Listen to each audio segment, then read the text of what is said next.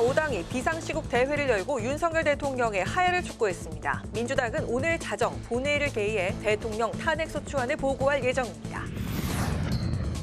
한덕수 총리와 국민의힘 지도부, 대통령실 관계자가 긴급 회동을 가졌습니다. 국민의힘 의원들이 의견을 모은 내각 총사퇴에 대해 한 총리는 정부 셧다운을 우려했습니다. 우원식 의장은 국회 피해 상황을 점검하고 대한민국을 짓밟은 사태를 용납하지 않겠다고 밝혔습니다. 김민기 국회 사무총장도 국회에 발생한 물리적 피해 손실에 대해 법적 책임을 묻겠다고 밝혔습니다. 정치 현장 바깥의 시각으로 정치권 핵심 이슈를 풀어보는 정치외전, 위헌, 위법성과 절차적 문제 등 곳곳에서 허술함이 드러난 계엄 선포부터 해제까지 과정을 다시 되짚어보면서 앞으로 전개될 탄핵 정국의 향방을 살펴보겠습니다.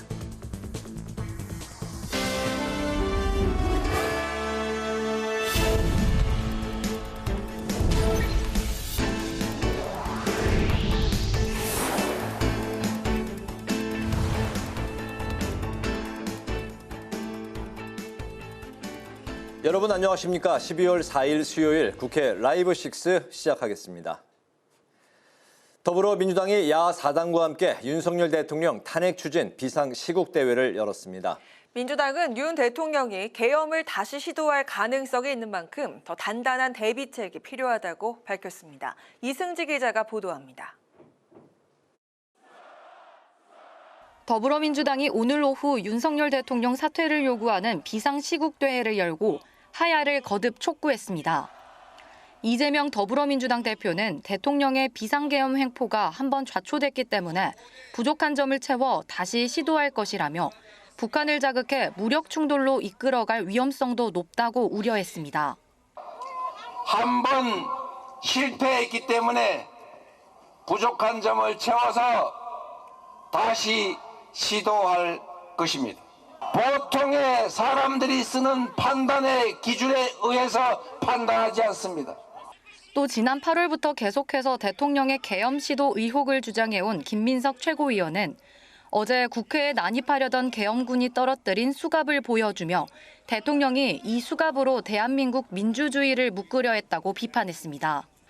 김 의원은 이 사태를 단호하고 침착하게 대응하기 위해 모든 가담자에 대한 고발은 물론 수사와 체포를 통해 척결해야 한다고 주장했습니다.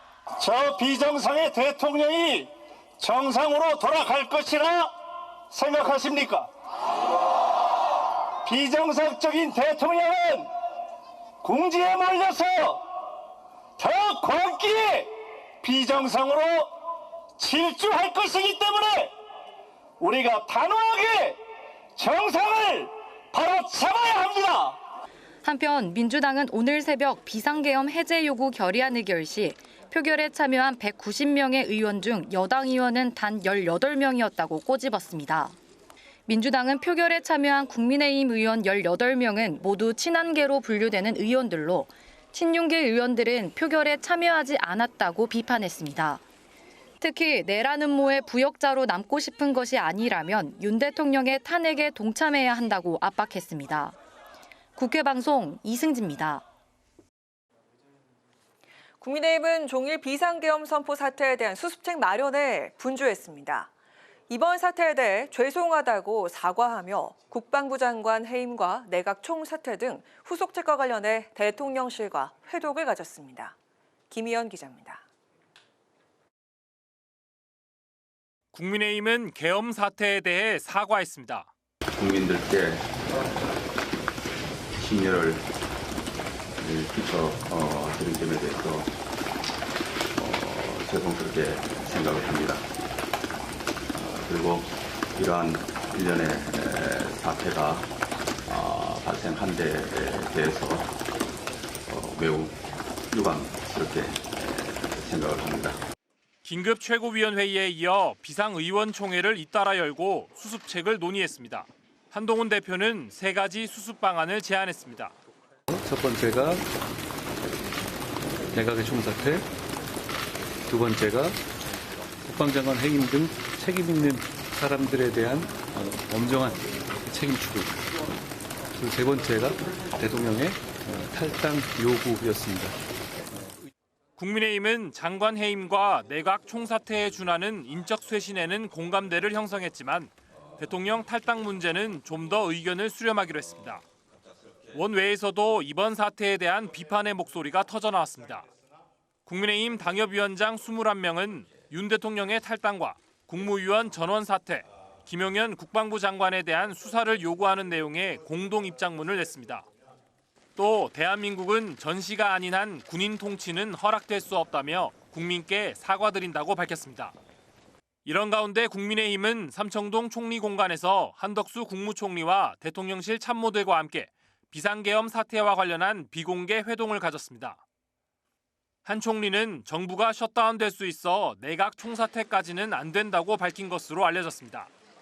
국민의힘은 추가 비상의원총회를 열어 후속책과 함께 야당에서 추진 중인 대통령 탄핵소추안에 대해서도 대응책을 모색할 계획입니다. 국회방송 김희연입니다. 우원식 국회의장이 계엄군의 국회 강제 진입 과정에서 발생한 피해 상황을 점검했습니다. 우 의장은 계엄군의 폭력 행위에 대한 책임을 엄중하게 묻겠다고 강조했습니다. 김동길 기자가 보도합니다. 우원식 국회의장은 국무회의에서 계엄 해제안이 의결된 것을 확인한 후 오전 4시 52분경 국회 본회의 정회를 선언했습니다. 산회가 아닌 정회를 한 것은 본회의를 언제든지 다시 열 수 있도록 한 조치입니다. 우 의장은 당분간 국회 집무실에 머무르면서 추가 상황 발생 가능성에 대응하겠다는 방침입니다. 우 의장은 오늘 오전에는 어제 계엄군의 강제 국회 진입에 따른 피해 상황을 점검했습니다. 특히 헬기가 착륙한 국회 운동장과 계엄군이 망치와 소총 등으로 유리창을 깨고 의사당 안으로 난입한 현장 등을 둘러보면서 절대 용납하지 않겠다는 강경한 입장을 밝혔습니다. 군인들이 무장을 하고 그리고 유리창을 부시고 대한민국 민의의 전당인 대한민국을 이렇게 짓밟은 이 사태에 대해서는 용납하지 않을 것입니다. 그 지휘 라인을 파악해서 그 책임을 엄중하게 묻도록 하겠습니다. 김민기 국회 사무총장은 기자회견을 열고 국방부가 헬기를 동원해 무장한 계엄군 280여 명을 국회 경내로 진입시켰고 물리력을 행사해 의사당 안으로 난입했다고 비판했습니다. 또 국회의사당에서 발생한 위헌 위법적인 행위와 물리적 피해 손실에 대해 강력히 항의하고 법적 책임을 묻겠다고 밝혔습니다. 국회 사무처는 이번 계엄 선포로 인해 발생한 물리적 피해와 손실을 철저히 파악해서 위법적인 행위에 대해 끝까지 법적 책임을 물을 것입니다. 국회 사무처는 국방부 직원과 경찰 등의 국회 청사 출입을 전면 금지했습니다. 국회의원의 신변 보호와 국회 기능 확보를 위한 긴급한 조치라고 강조했습니다. 김 사무총장은 국민 알 권리 차원에서 계엄군의 불법 행위가 담긴 CCTV 영상도 공개했습니다. 국회방송 김동길입니다.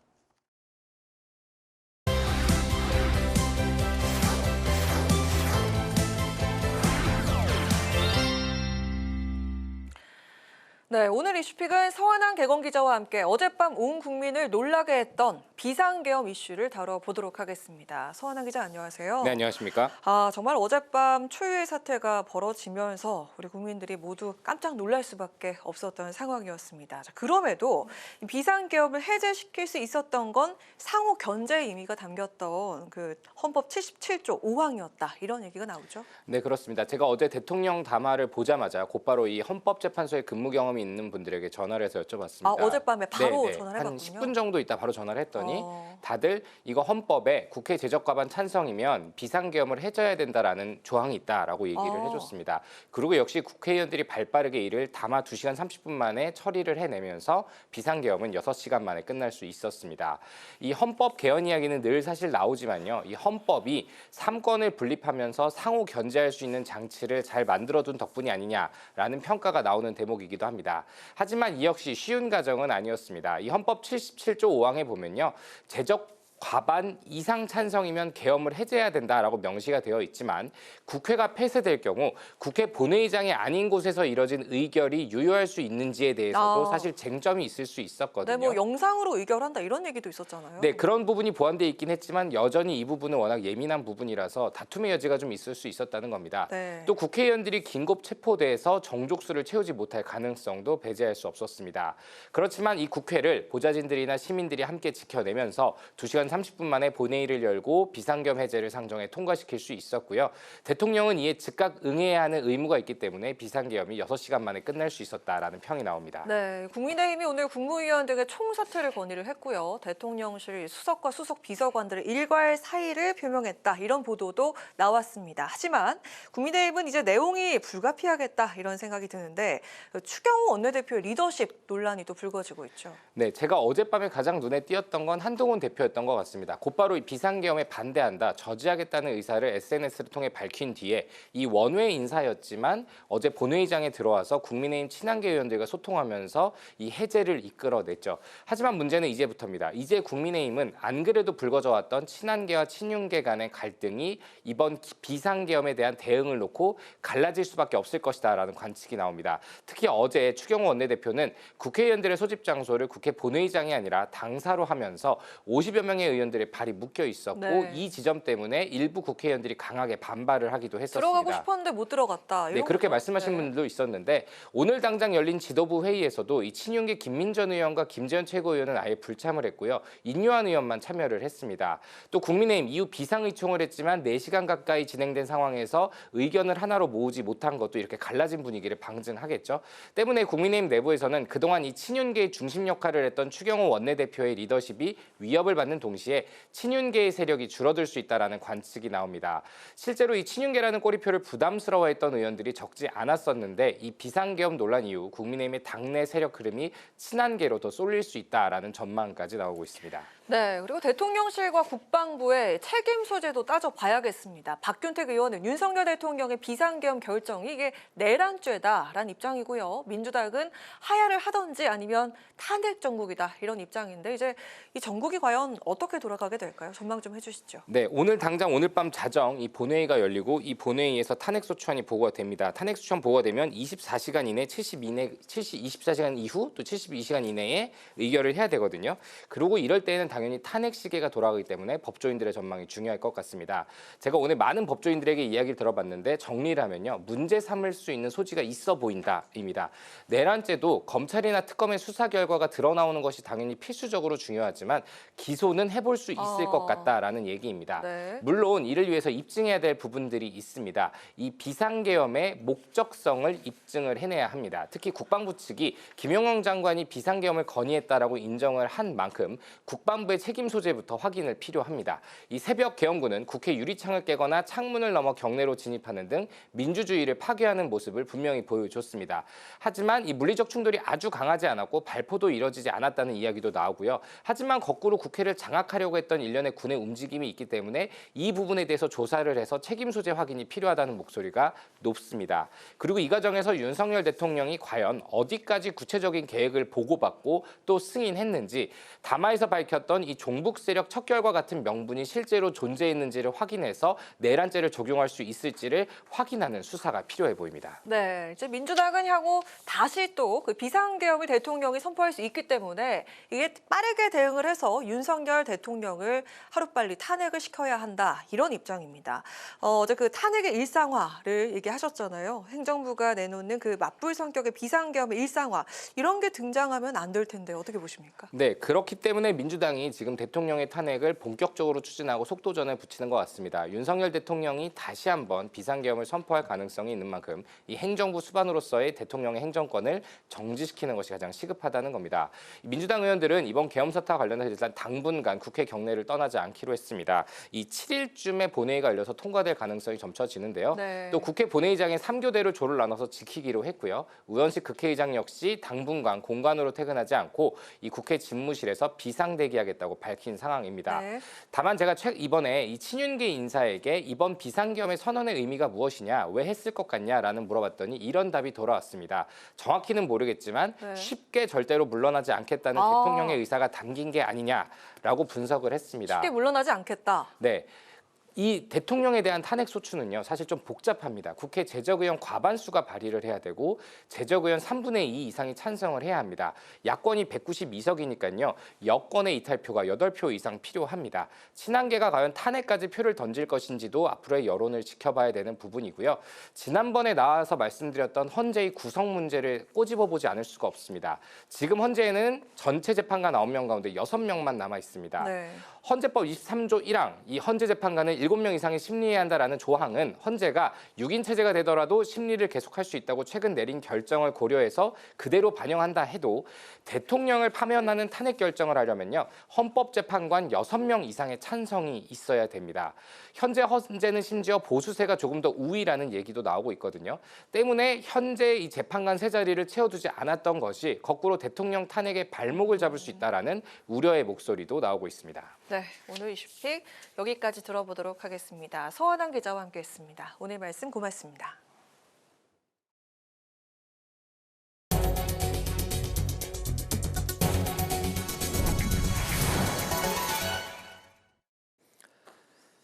오세훈 서울시장과 홍준표 대구시장 등 국민의힘 시도지사들이 윤 대통령의 비상계엄 선포에 유감을 표하며 입장 표명을 촉구했습니다.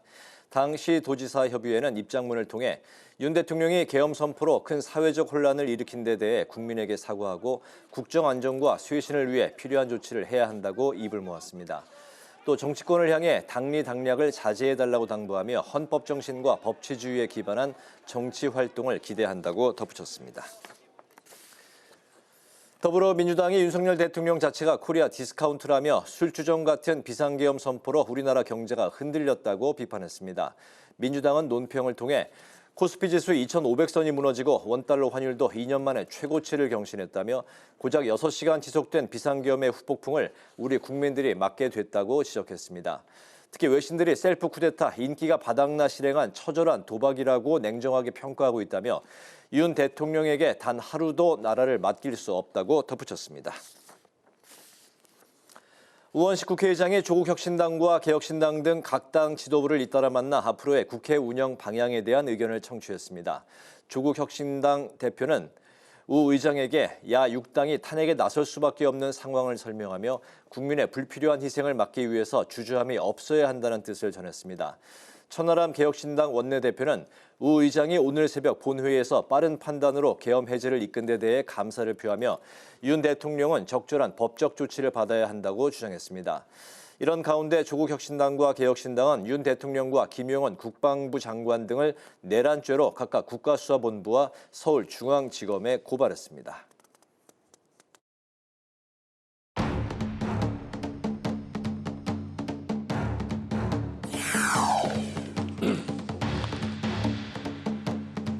국회는 우리 정부 출범 이후 22건의 정부 관료 탄핵 소추를 발의하였으며 국가 예산 처리도 주요 예산을 전액 삭감하여 국가 본질 기능을 훼손하고 대한민국을 마약 천국, 민생 치안 공황 상태로 만들었습니다. 종북 반국가 세력들을 일거에 척결하고 자유 헌정 질서를 지키기 위해 비상 계엄을 선포합니다.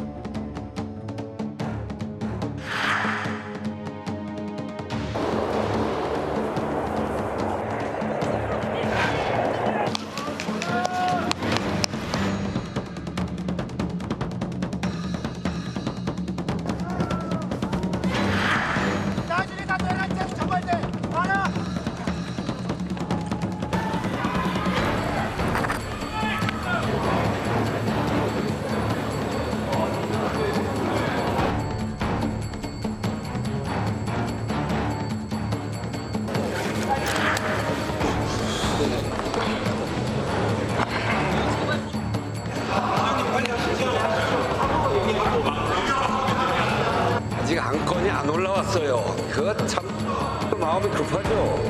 그렇지만 절차를 틀리지는 않게 해야 될 거 아닙니까?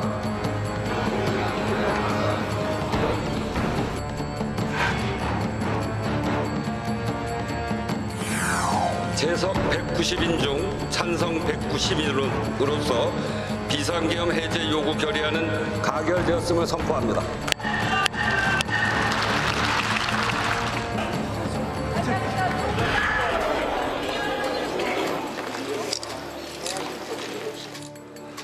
이제 비상계엄 선포는 무효입니다. 따라서 군경은 즉시 국회 경내를 나가 자신의 자리로 돌아가기 바랍니다. 국민 여러분께서는 안심하시기 바랍니다. 국회는 국민과 함께 민주주의를 꼭 지키겠습니다.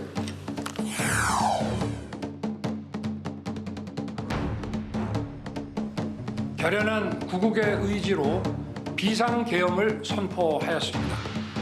그러나 조금 전 국회의 계엄 해제 요구가 있어 계엄 사무에 투입된 분을 철수시켰습니다. 바로 국무회의를 통해 국회의 요구를 수용하여 계엄을 해제할 것입니다.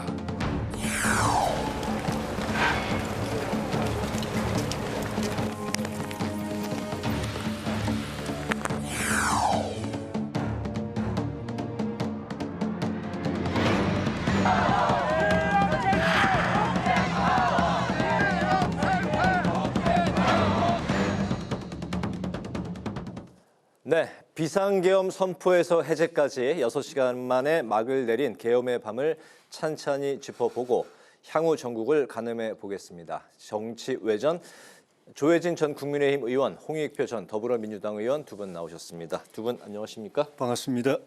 안녕하지는 못합니다. 네, 정말 뭐 오늘 좀 안녕하십니까라는 의미가 보통 때와는 좀 다른 의미로 서로 주고받고 하게 되는 것 같습니다. 이제 하루 정도 시간이 지났으니까 좀 이제 차분하게 천천히 지난 시간들을 좀 되짚어 보고 앞으로 향후 전국도 살펴보는 시간을 갖도록 하겠습니다. 6시간의 비상계엄이 대한민국을 뒤집어 놨습니다. 국회에 헬기가 뜨고 계엄군이 진입한 상황을 보면서 국민들은 분노와 불안의 밤을 또 불면의 밤을 보내야 했는데요. 1979년 박정희 전 대통령 시해 이후에 45년 만에 비상계엄 선포였습니다. 윤 대통령의 계엄 선포부터 해제 선언까지 두 분 좀 어떤 심정으로 지켜보셨는지 조혜진 의원님부터 들어볼까요? 살다 보니까 별 황당한 일을 다 본다. 네. 그런 느낌이에요. 김민석 의원이 몇 달 전에 그 계엄 그 준비설 네. 그걸 제기했을 때 제가 그 뭐 방송이나 뭐 여러 기회에 저거는 원천적으로 불가능한 건데 계엄 대통령이 선포해도 국회에서 해제 의결할 거고 당연히 네. 민주당이 다수 의석인데 그대로 수인해줄 리가 없는 거고 그 해제 의결하면 그 시간으로 원인 무효되는데 그런 황당한 일을 할 리가 있나? 네. 그건 가능하지 않은 일인데 괜히 민주당이 저러고 있다라고 이야기했거든요. 당시 김용현 국방장관도 답변이 계엄이 선포가 돼도 군이 따르지 않을 것이다라고 답변을 했었죠. 예. 그래서 제가 어제 밤에 갑자기 그렇게 선포를 하시길래 저 뭐지? 국회가 이렇게 해제 요구를 안 할 걸로 분석을 했나? 예측을 했나? 아니면은 민주당이 중심이 돼가지고 본회의에서 의결을 해가지고 해제 요구를 하더라도 그럼 뭐 그냥 무시하고 밀어붙일 생각인가? 네. 그리고 이 국회 대통령이 계엄 그 선포 이유로 설명한 것들이 뭐 국회 탄핵이라든지 예산 삭감이라든지 뭐 이런 것들인데 그게 결국 국회 안에서 민주당 주도로 이루어지는 국회 활동이잖아요. 그거를 해결하려면 국회 활동을 못하게 해야 되잖아요. 그러면 국회를 원천적으로 수립을 봉쇄하든지 네. 아니면 의원들을 체포 구금해가지고 국회 출근을 못하게 하든지 그밖에 없는데 그건 불법이거든요. 그럼 대통령은 저런 불법 행위까지 좀 나중에 책임질 각오를 하고 저러고 하시나? 그랬는데 뭐 2시간 지나서 그냥 의결하니까 그냥 상황 종료 되는 거 보고 야 이거 뭐 진짜 웃어넘기기에는 너무 서글픈 현실이다. 그 정도로 좀 황당했습니다. 네, 서글픈 현실이다. 네. 네, 네. 네, 홍 의원님 어떻게 보셨나요? 결과론적으로는 뭐 약간 좀 우습게 된 모양새였지만 사실은 매우 긴박했던 상황도 있었다고 생각합니다. 네. 네, 왜 그러냐면 상식적으로 봤을 때 이런 그 쉽지 않은 일을 도모할 때에는 자기 나름대로의 계획과 성공 가능성에 대한 예측이 있었기 때문에 가능하거든요. 네. 그래서 제가 보기에는 꽤 오래전부터 이런 상황을 준비했고 김민석 의원이 여러 차례 얘기한 것처럼 충암파 중심의 군내 사조직이 형성된 게 역시 이런 일들과 연관성이 뗄 수 없었던 것 아니냐 이런 생각이 하나 들고요. 네. 두 번째, 그러니까 상당히 오래전부터 뭔가 계획하고 기획이 있었다 이렇게 보이는 거고요. 그다음에 두 번째 가능성의 문제인데 실제로 아마 그 김용현 국방장관이나 윤석열 대통령은 국회 본회의 개최를 막을 수 있다고 생각했던 것 같습니다. 왜냐하면 포고령을 보면 그런데요. 포고령 1호가 모든 정치 활동을 중단시키는 거였거든요. 국회, 네. 지방자치단체, 정당 등을 포함해서 결국은 그런 이게 사실은 전례 없는 강도 높은 수준입니다. 이건 박정희 5.16 쿠데타에서도 이렇게 표현이 안 됐고 심지어 1979년 12.12 사태 12.6 사태로 그 박정희 대통령 서거했을 당시에 계엄령 발동했을 때도 이렇게 하진 않았어요. 그러니까 예를 들면 집회나 정치 활동을 계엄 당국에게 허가를 받으라고 했지 네. 일체 금지한다 이런 얘기는 없었어요. 그러니까 그런 등등의 수준을 감안하면 원천적으로 봉쇄하려고 했었고 어제 특히나 그 무장된 병력 계엄군이 신속하게 국회로 온 것 자체가 국회의장 그리고 여야 당대표 등의 신병을 확보해서 본회의를 무산시키면 계엄이 당장 중단 안 되고 그러면 지속적으로 이후에 후속 조치들 언론 장악하고 또 주요 인사들 필요하면 계엄 당국에서 구금이나 체포 등을 통해서 실제로 이걸 실현시킬 수 있다라는 전망이 있었는데 딱 한 가지 변수를 생각하지 못한 거는 1970년대, 80년대 초반하고 우리나라의 민주주의 수준이 엄청 달라진 거고 두 번째는 SNS를 비롯한 이 네트워크 환경이 엄청나게 바뀌었다라는 겁니다. 그리고 특히나 이번에 군 장병들이나 경찰들 보면 정당성 없는 비상계엄에 대해서 매우 부정적이거나 소극적이었다는 것을 역력하게 표정이나 행동에서 느낄 수 있었습니다. 네네. 정당성 없는 비상계엄 선포였다라는 걸 표정이라고 하면은 대통령의 표정 말씀하시는 건가요? 아니요, 그 어떤 그 무장 병력들 있지 않습니까? 네네. 사실은 명령, 그러니까 우리가 군이나 경찰은 개통상의 지휘 명령 체계가 굉장히 중요한 조직 아니겠습니까? 네. 때로는 부당한 명령조차도 실행해야 되는데 어제 그러한 과정에서도 이 사람들이 전례 없이 어떤 시민들을 대하는 과정에서도 소극적이었고요. 네. 강하게 진압하지 않았습니다. 네. 그리고 어떤 국회 진입 과정에서도 그렇고 행동이나 모습이 과거 저희도 이제 80년대 당시에 그런 그 경험들을 갖고 있는데 그에 비교해서는 이 사람들은 불법적인 어떤 비상계엄, 그다음에 정당성 없는 비상계엄에 대해서 본인들 자체도 거부할 수 없지만 소극적인 형태로 사실상 사실상의 그 거부 효과를 낸 것 아니냐 이렇게 보입니다. 국회에 투입된 경찰과 이제 군 병력도 소극적인 태도를 보였기 때문에 일련의 이제 이 사태가 성공으로 갈 것 같지 않다는 그런 예감도 받으셨다는 이제 말씀인 것 같습니다. 조 의원님께서 조금 전에 이제 그 절차상의 문제 뭐 여러 가지 이제 뭐 이번 그 윤 대통령이 야당의 이제 탄핵 시도 그리고 예산안 삭감 여러 가지 이제 비상 계엄 선포에 대한 이제 언급을 할 때 들어갔던 이제 그 사안들인데 이게 과연 전시 사변에 준하는 국가 비상 사태냐 조금 전에 말씀을 하셨습니다. 절차상 문제에 대해서는 좀 어떤 부분들이 가장 좀 문제가 될까요? 그 헌법 77조가 계엄에 대해서 규정을 하고 있는데 네. 이제 실체적 조건, 계엄의 실체적 조건과 절차적 요건을 같이 이야기를 하고 있거든요. 실체적 조건은 지금 말씀하신 국가 비상사태여야 되는데 네. 그 예를 든 게 이제 전쟁 6.25처럼 전쟁 때 6.25 때 계엄이 선포됐잖아요. 전쟁 중이니까 네. 전쟁 수행을 위해서.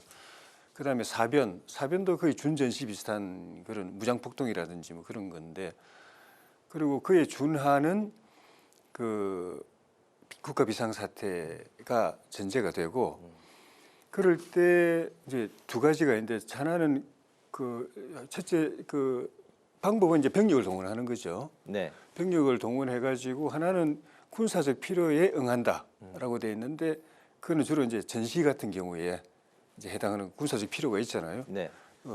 그에 해당하는 거고, 두 번째가 공공의 안녕 질서를 유지한다.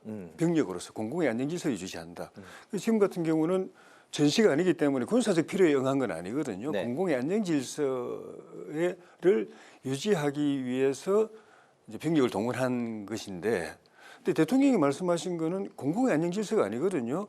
국회가 민주당이 중심이 돼가지고 탄핵을 남발하고 예산을 자기들 마음대로 깎고 뭐 이래 감사원도 뭐 마비시킨다고 그러니까 정부 일을 못 하겠다. 국가 기능에 심각한 장애가 초래됐다거든요. 네, 그러니까 사회적 안녕 질서가 위협받으니까 그걸 질서 유지하기 위해서가 아니잖아요. 그런 경우 이제 발동하는 게 이제 경비 계엄이라는 게 있는데 예. 이번 케이스는 그게 아니라 그냥 바로 비상계엄 선포를 한 거죠. 예. 네. 그러니까 그런 지금 말씀하신 그런 비상계엄의 실질, 국가 비상사태의 실질에 해당하지 않는 점. 그다음에 그 대통령이 말씀하신 그런 뭐 야당이 탄핵을 남발하고 뭐 예산을 마음대로 뭐 삭감하고 이런 걸 해결하는데 군인들이 와서 뭘 어떻게 해결하겠습니까? 네. 뭐 소방사 특임대 그 장병들이 와서 그걸 뭐 어떻게 해결합니까? 해당이 안 되잖아요. 그다음에 절차적으로는 계엄 선포하면 바로 국회 통보를 하게 돼 있습니다. 근데 제가 듣기에는 통보를 안 한 것 같아요. 그리고 계엄법의 4조 2항에는 보면은 국회 회의 소집을 요구하게 되어 있습니다. 대통령이 회의 소집을 요구해야 된다고 되어 있습니다. 네. 그래야 통보를 할 수 있으니까. 국회가 본회의장에 국회 통보한다는 게 사무실 직원한테 팩스 보내는 게 통보가 아니거든요. 국회의원들 전원을 그 회의장에 모아놓고 국회의장이 통보받은 걸 설명하는 게 통보거든요. 네네. 그러면 이제 회의를 소집해야 되니까 대통령이 회의를 소집해야 된다고 계엄법 4조 2항에 되어 있는데 그거 안 한 것 같아요. 그러니까 실체적으로도 요건에 안 맞고 절차적으로도 절차를 안 지킨 그런 측면이 있어서 이 부분이 굉장히 논란이 될 거고 좀 제대로 좀 규명이 돼야 될 필요가 있을 것 같습니다. 네, 국무회의 심의도 거치지 않고 또 국회에도 통보하지 않는 등. 그건 심의는 했다고 제가 확인해 보니까, 제가 확인은 아니지만 기사를 보니까, 그러니까 처음에 선포하기 전에 심의를 했고, 네. 나중에 해제할 때도 심의를 했는데 해제할 때는 그랬군요. 국무위원들이 제대로 제때 안 모여가지고 해제가 늦었다. 네. 그렇게 돼 있더라고요. 국회에 통보하지 않는 등 여러 가지 이제 절차상 정당성에 이제 문제가 많은 선포였다. 네. 예. 우선 뭐 아까 조혜진 의원님 뭐 다 말씀하셨기 때문에 중첩되지 않는 내용만 좀 더 첨언한다면 전시 상황이나 뭐 그 교전이 발생하면 당연히 군병력이 투입되니까 그럼 비상계엄이 발동이 되겠지만 그렇지 않은 사회적 혼란일 때 그 얘기는 핵심은 그거죠. 일반적으로 그 사회적 혼란일 때 그 치안 담당은 경찰이 하지 않습니까? 네. 기존의 경찰 병력으로 감당할 수 없을 정도의 혼란일 때 군병력을 동원하는 거 아니겠어요? 경찰 병력으로 치안 유지가 된다면 굳이 군병력을 도입할 이유가 없기 때문에 네. 과연 그러면 지금의 상황이 군이 투입되지 않으면 안 될 정도로 경찰이 감당할 수 없을 정도의 혼란 상황이었냐라는 건 국민들이 더 잘 아실 거예요. 네. 그런 상황이 전혀 아니었죠. 그다음에 그 절차적인 문제와 관련돼서 우리가 살펴봐야 되는 거는 지금 말씀하신 대로 지금 이제는 뭐 국무회의가 사전에 있었다. 그래서 뭐 한덕수 총리를 비롯해서 거의 대부분의 그 장관들이 반대 의사를 표명했는데 대통령이 밀어붙인 거다 이렇게 얘기를 하고 있는 거 아니겠어요? 그래서 이건 좀 더 살펴봐야겠습니다. 일단은 국무회의가 반드시 심의 절차. 그러니까 이게 이제 법적 제도의 한계가 좀 드러난 것 같은데요.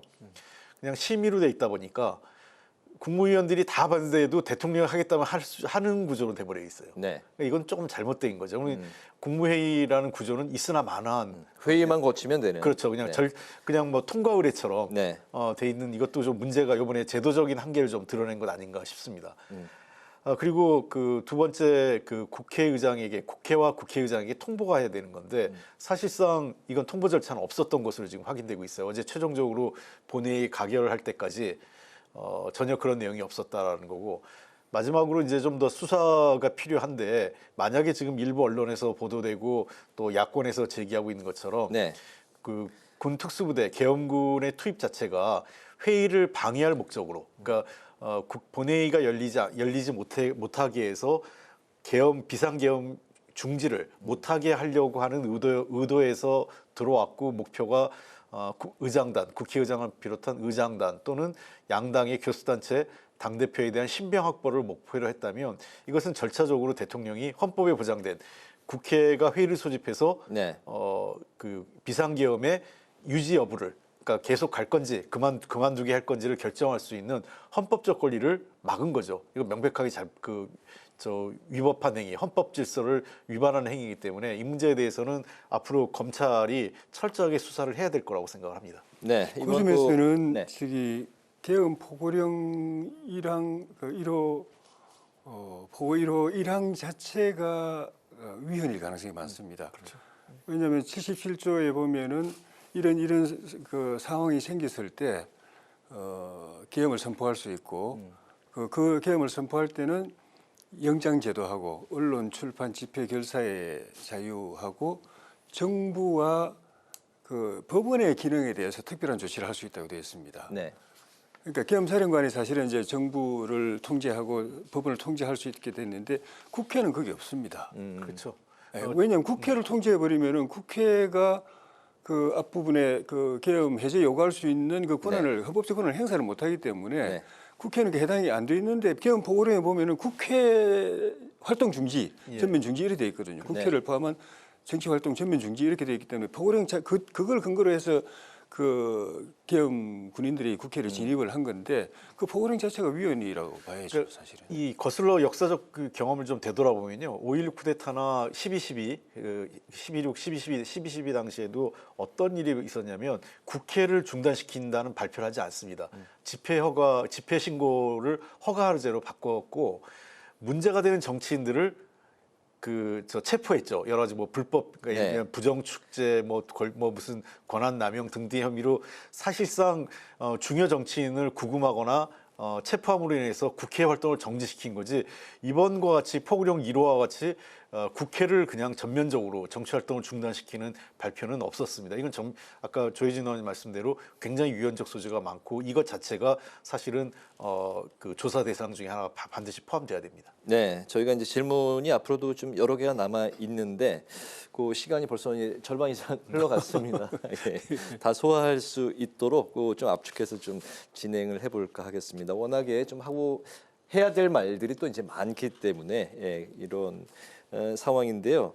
많은 분들이 어제 상황을 두고 가장 첫 번째로 공통으로 하는 이야기가 도대체 왜라고 하는 것 같습니다. 여러 가지 이제 과정과 선포 직후 또 해제 의결 이후까지 허술함 또 어설픈 이런 이야기들이 이제 그런 생각들이 이제 많이 들었기 때문인데 과연 정치적인 오판이었던 건지 의원님은 어떻게 생각하십니까? 글쎄요, 두 가지 해법 설명이 가능할 것 같아요. 그러니까 제일 쉬운 해법은 이건 제정신이 아니다. 그래서 일부 그냥 미치광이 아니냐. 그러니까 우리가 북한을 분석할 때도 그런 얘기를 많이 일부 전문가들이 하는 게 있지 않습니까? 그러면 분석이 필요 없어요. 그냥 이거는 제정신 아니게 아주 이상한 돌발적인 상황에서 결정했다. 이렇게 정리가 하나 될 수 있고 두 번째 가능성은 아까 제가 말씀드렸지만 충분히 준비된 기획과 성공 가능성에 대한 전망을 갖고 한 것 아니냐라는 겁니다. 그러니까 윤석열 대통령이 지금 여러 가지 그 이유를 댑니다. 그게 예를 들면 탄핵이 빈번히 있고 국가 예산도 야당이 마음대로 하고 그다음에 입법도 독주하기 때문에 이 모든 걸 합친 게 그 종북 세력의 그 자유대한민국을 위해하는 조치이기 때문에 내가 하겠다 이런 얘기인데 전혀 이제 사실관계가 안 맞는 거죠. 그래서 저는 그럼에도 불구하고 대통령이 지금 직면하고 있는 정치적 도전, 예를 들면 명태균 씨 게이트라든지 이미 김건희 여사 관련된 여러 가지 누적된 문제, 그리고 지금 탄핵을 비롯해서 대통령 본인에게 최혜병 관련된 국정조사도 지금 단독으로 진행되는 상황 아니겠습니까? 점점점 전방위적으로 본인과 관련된 또 자기의 가족과 관련된 스캔들과 게이트가 확산되는 속에서 이것을 막으려고 하는 시도였다고 저는 생각을 하고 그 시도를 하는 과정에서 성공할 수 있다라는 나름대로의 계산도 판단된 거 아니냐 이런 보입니다. 네네. 저는 제대로 준비가 안 된 것 같은 느낌이 듭니다. 비상계엄을 선포를 했거든요. 네. 경비계엄이 아니고 비상계엄 선포했고 전국을 대상으로 했습니다. 전국에 선포를 했어요. 서울시 또는 뭐 여의도 일원이 아니고 전국을 대상으로 했으면은 군에서는 늘 준비해온 게 그런 전국을 대상으로 비상계엄이 선포되면 바로 각 전국에 있는 각 사단 연대 대대별로 그 바로 그 부대가 들어가야 됩니다. 네. 뭐 정부 어느 기관은 어느 부대가 들어가고 뭐 어느 방송사는 어느 부대가 들어가고 어느 대학교는 어느 부대가 들어가고 쫙 그렇게 가야 되거든요. 그래서 제가 어젯밤에 그래서 일부러 시내로 차 가지고 나와봤어요. 근데 시내가 조용해요. 네. 원래 다 준비됐으면 시청에는 어느 부대가 들어가고 바로 출동해야 되거든요. 네네. 아무 움직임이 없고 오늘 방송을 통해서 보니까 여의도만 국회만 타겟이 돼가지고 있고 그것도 뭐 200 몇 명이면은 그 우리 시민들이 500명이나 1000명만 막아도 진입이 안 되거든요. 그렇다면 이 준비도 허술하고 이 네. 느슨한 이 비상계엄 선포는 왜 한 겁니까? 그러니까 결국은 추론하다가 결국은 제가 이런 결론 확인되지 않는 결론 마지막으로 생각할 수 있는 거는 어차피 그 국회 회의를 막을 수 없고 못 막으면은 해제 의결을 하게 되고 의결되면 바로 무효가 되는데 길어봐야 몇 시간 안 될 거고 라고 대신 뭐 그럴 거다라고 이제 보고가 오는데 그래도 할 겁니까? 그래도 일단 한번 해보는 게 그래도 우리가 계엄 말만이 아니라 여차하면 계엄도 선포할 수 있다는 거 보여주면 그 효과 있지 않을까라는 그런 판단 네. 때문에 했을 가능성 외에는 도저히 더 추론이 안 됩니다. 네네. 한 가지만 제가 덧붙이면 국회만 온 게 아니라 선관위나 지금 헌법재판소 등등 지금 갔다 오고 하거든요. 그리고 일부 언론 개인 언론 유튜브 방송이나 문제가 네. 되는 거에서 군부대가 출동했다는 지금 얘기가 있기 때문에 전혀 준비 안 된 건 아닌데 이런 건 있었던 것 같아요. 지금 김영현 국방부 장관이 중과부적이란 말을 썼는데 본인이 생각했던 그게 본인이 당초 기대했던 것만큼 예하부대가 적극적으로 움직이지 않았던 것 같습니다. 왜냐하면 이게 실패할 가능성이 높고 그다음에 국회에서 가결돼서 중단될 가능성이 높기 때문에 실제로 군부대 예하부대 장성들이 기자들에게 전화를 많이 했다는 거 아니에요. 이거 어떻게 될 거 같냐. 그러니까 성공할 것 가능성이 높았다면 움직였을 텐데 네. 자기들이 보기에도 정당성도 없고 불법적인 요소가 크고 실패 가능성이 높다는 측면에서 현장에서 군부대 지휘관들이 매우 소극적이고 실제로는 자기들이 해야 될 지시도 이행하지 않았던 것 아니냐. 나중에 한번 조사를 해볼 필요는 있다고 생각합니다. 네. 예하 부대의 협조도 약했고 또 경찰청장에게도 사전에 이야기도 하지 않았던 뭐 사실까지 이제 밝혀졌는데 어쨌든 이제 그 현 시점에서 윤 대통령은 탄핵의 시간을 맞을 것으로 보입니다. 김용현 국방부 장관에 대한 이제 탄핵안도 의안과에 오늘 오후 5시 40분쯤에 이제 보고가 된 것으로 전해지고 있는데 어쨌든 이 탄핵안이 보고가 되면 24시간 이후 72시간 내에 표결에 붙여지게 됩니다. 내일 새벽에 이제 탄핵안이 보고가 되고 이제 하루가 경과한 6일 정도의 탄핵안 표결이 이루어질 것으로 현재 전망을 하고 있는데요. 윤 대통령 어떻게 현재 분위기에서 조기 퇴진으로 갈 것 같습니까? 어떻습니까? 이거는 뭐 명백하게 제가 보기에는 탄핵의 요건이 갖춰져 있다고 생각합니다. 그리고 내란죄가 적용될 경우에는 형사소추 면제도 지금 안 되거든요. 네. 현직 대통령이라 하더라도 그런 측면에서 저는 윤석열 대통령이 자기 직을 유지하기 굉장히 어려운 상황인데 결국은 스스로 물러나는 거냐 아니면 탄핵에 의해서 끌려내려는 거냐 두 가지 방법입니다. 결국은 그 키를 갖고 있는 것은 여당이라고 생각을 해요. 당연히 최소한 8명 이상의 동의가 있어야만 탄핵이 가능하고 네. 탄핵이 가능하다고 판단됐을 때 대통령은 스스로 물러날 것까지도 고려하게 되겠죠.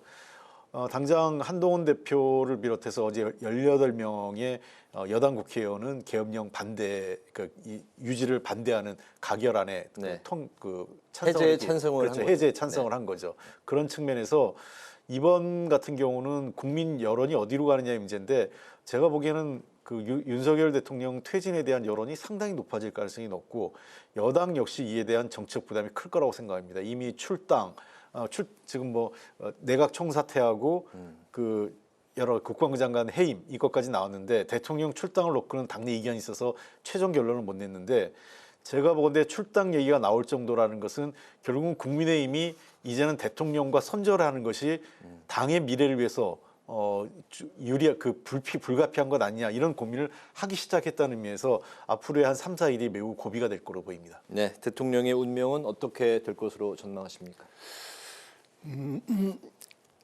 탄핵의 여러 가지 말하자면 이 불소식이라는 측면에서 보면 박근혜 대통령 때보다 훨씬 많았거든요. 네. 박근혜 대통령은 2016년도 국정감사 때부터 시작해가지고 최순실 막 그때부터 네네. 폭로가 되어서 연말까지 한 반년 사이에 다 이루어졌는데 윤석열 대통령 취임 초기부터 계속 야당으로부터 공격을 받아가지고 뭐 여러 가지 이슈들이 터졌지 않습니까? 그게 2년 반 정도 누적이 되었고 박근혜 대통령은 뭐 본인도 아니고 이제 최순실 한 사람으로 시작됐지만 이건 대통령과 또 영부인 뭐 가족들까지 이렇게 많이 누적이 됐는데도 불구하고 최근에 보면은 민주당이나 또 야권 단체에서 탄핵 집회를 해도 사람들이 안 모였거든요. 민주당 당원들도 다 안 모인 상태는 그만큼 지난번에 한번 해보니까 네.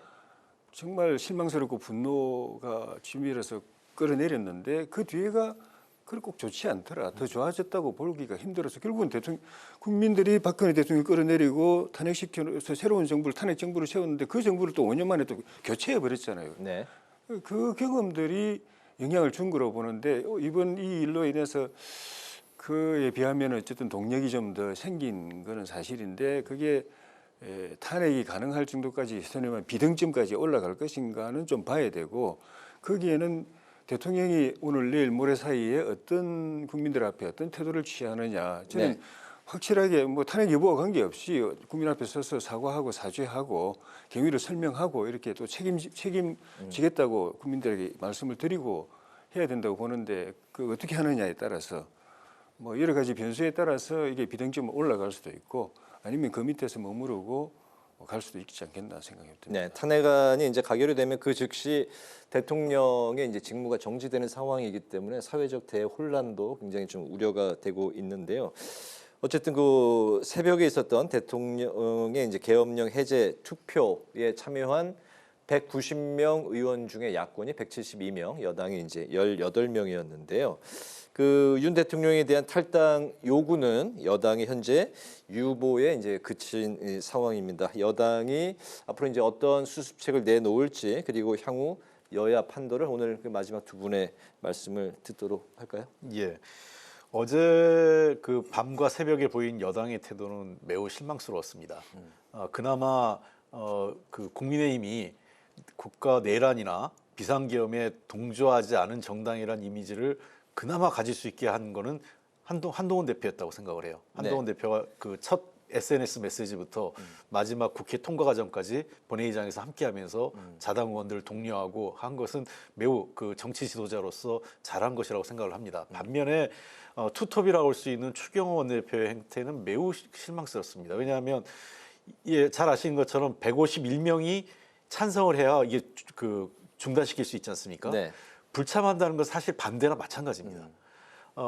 그 추경호 원내대표를 포함한 90명의 여당 의원이 불참한 것은 사실상 어떻게 보기에는 어떤 의미에서는 비상계엄, 그 국가 내란에 준하는 불법적 비상계엄에 묵인 내지는 방조한 것처럼 비춰질 수 있어요. 네. 그런 측면에서 어제 추경호 원내대표가 어제 오늘 계속 보여준 행태는 매우 부적절합니다. 사실 본인은 본회의장에 있었으면 다른 의원들이 못 들어온다면 본인이라도 올라가서 입장 표명을 하고 찬성을 하든 아니면 반대를 하든 뭘 하든 분명한 입장을 취했어야 되는데 추경호 원내대표가 우왕좌왕하면서 국민의힘 전체가 상당히 어려운 국면에 처한 것 아닌가 생각을 합니다. 한동훈 대표에 비해서 추경호 원내대표의 행태가 매우 부적절했다고 봅니다. 네, 그 추경호 대표 이제 행보에 대해서 이제 많은 또 이야기들이 나오고 있는데 어쨌든 향후 이제 여당이 어떤 수습책을 내놓을지 앞으로 이제 여야 판도 전국은 어떻게 흘러갈지 마지막에 들어볼까요? 대통령이 전 당연히 말씀드린 것처럼 내일 아침에라도 나오셔서 사과하고 사죄하고 책임지겠다고 말씀을 하셔야 되는데 그럴 때 국민의힘 안에서 대통령과 가깝다고 하면서 그 호가호위하면서 결과적으로 대통령 잘못하는 것에 대해서 한 번도 제대로 된 이야기 안 하고 잘 못하는데도 잘하십니다, 잘하십니다 이래가지고 대통령 오판하게 만들 결과적으로 사지에 빠지게 만든 분들도 같이 있는 국민들 앞에 사죄를 해야 된다고 생각이 들고 그런 측면에서 당내에서도 이 대통령 탈당 요구가 이 결론을 못 내는 이유 중에 하나도 어쨌든 우리도 책임이 있는 사람들인데 대통령한테 다 떠넘기고 대통령 나가면 우리는 손 씻는 것처럼 되는 게 국민들이 결코 니들은 그러니까 대통령 탈당했으니까 니들은 책임 없어 이렇게 안 봐주거든요. 그에 대한 고민이 있는 것 같고 그다음에 대통령 탈당하게 되면 그날부터 국민의힘도 야당이고 대한민국 국회는 이제 여당이 없고 집권당이 없는 야당만 있는 당이 되는데 그건 안 그래도 지금 국정 운영이 마비 상태나 마찬가지인데 집권당이 사라진 당의 나라에서 국정 운영이 제대로 될 것인가 하는 그런 고민도 있을 것이고 탄핵 부분은 말씀드린 것처럼 뭐 야당도 그런 일반 국민들도 그런 고민을 하겠지만 여당은 우리는 그런 탄핵에 쓰라린 경험이 있기 때문에 마음에 안 들고 실망스럽고 뭔가 좀 책임을 져야 되고 국민의 의사를 대변해야 된다는 부분도 있지만 그렇게 해서 조기에 대선을 하고 정권이 야당으로 넘어갔을 때 지금보다 더 좋은 세상이 펼쳐질 것인가 우리 국민의힘이 어려워지는 거예요. 뭐 우리 책임이니까 할 수 없지만은 국민 입장에서 또는 나라의 입장에서 좋은 것인가에 대한 고민을 안 할 수가 없을 거예요. 그 8명이 빠져나오면 탄핵 가결은 되지만 그 8명이 빠져나올 수 있느냐 없느냐도 그런 그 고민의 결론에 영향이 있을 거라고 봅니다. 네, 알겠습니다. 오늘 정치외전은 이 정도로 이제 마무리를 하도록 하겠습니다. 어제 워낙에 큰 이제 사안이 터졌기 때문에 뭐 끝없이 말씀들을 뭐 하실 수도 있는데 또 마무리를 하겠습니다. 지금까지 조혜진 전 국민의힘 의원, 홍익표 전 더불어민주당 의원과 함께 했습니다. 오늘도 두 분 말씀 잘 들었습니다. 고맙습니다. 고맙습니다. 오늘 국회 라이브 6도 여기서 마치겠습니다. 시청해 주신 여러분 고맙습니다.